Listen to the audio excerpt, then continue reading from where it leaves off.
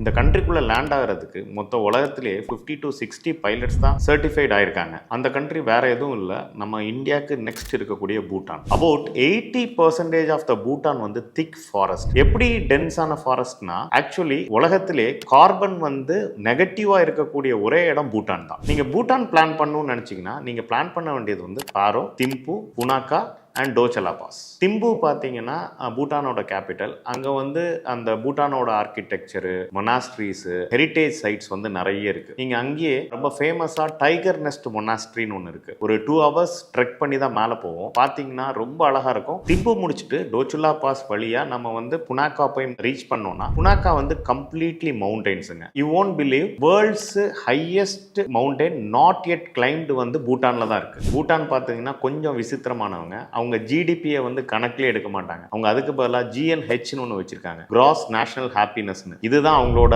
சந்தோஷத்தின் அளவுகோலாவே வச்சிருக்காங்க.